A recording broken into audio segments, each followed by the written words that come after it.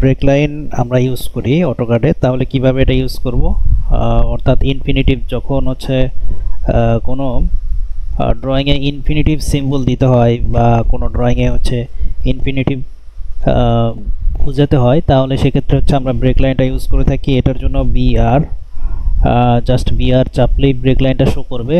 3 নম্বর আমরা দেখতে পাচ্ছি যে ব্রেক লাইন, এটাতে ক্লিক করে দিব। দেন হচ্ছে আপনার দুইটা পয়েন্টে সিলেক্ট করে দেবো, এই পয়েন্ট এবং হচ্ছে সেকেন্ড পয়েন্ট।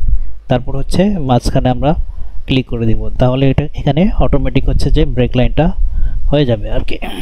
আর এটাকে হচ্ছে যে আমরা চাইলে কাস্টমাইজ করে দিতে পারবো, এইভাবে কাস্টমাইজ করে ছোট বড় করে দিতে পারবো। এমনকি এই যে সাইজটা, মানে যে ইনফিনিটিভ যে সিম্বলটা, এটাকে আমরা চাইলে ছোট বড় করতে পারবো। কিভাবে সেটা, সাপোজ হচ্ছে যে একটা আমি যদি হচ্ছে এর চাইতে বড় একটা ড্রয়িং করি, এর চাইতে আপনার স্কেলটা যদি বেশি হয়, তো অফসেট এখানে আমি দিলাম হচ্ছে যে 50 ফিট। 50 ফিট অনেক হয়ে যাচ্ছে, তো আমি জাস্ট অফসেট 50 দিচ্ছি, জাস্ট 50 ইঞ্চি। দেন হচ্ছে এখন যদি আমরা ব্রেক লাইনটা ইউজ করি, বিআর চাপলে তারপরে এই 3 নম্বরটা আমি এখান থেকে এখানে আমি এটা চেপে আমি মাঝখানে ক্লিক করে দিলাম।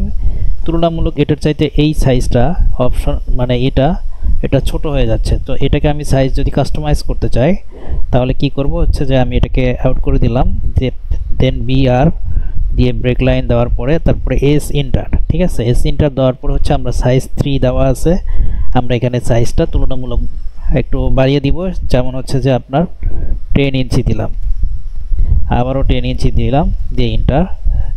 তো আমি এই পয়েন্টে এবং এই পয়েন্টে ক্লিক করে মাঝখানে ক্লিক করে দিলাম, দেখেন এটার সাথে এটা এই সাইজটা ম্যাচ করতেছে।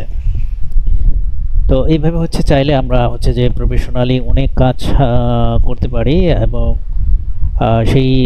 আমাদের সেই বিষয়টা হচ্ছে এই আমাদের ক্যাড এক্সপার্ট সলিউশনে এই বিষয়গুলো হচ্ছে যে আপনার সাপোর্ট দেওয়া হয়। আপনারা যদি যোগাযোগ করতে চান তাহলে ইনবক্সে নক দিবেন।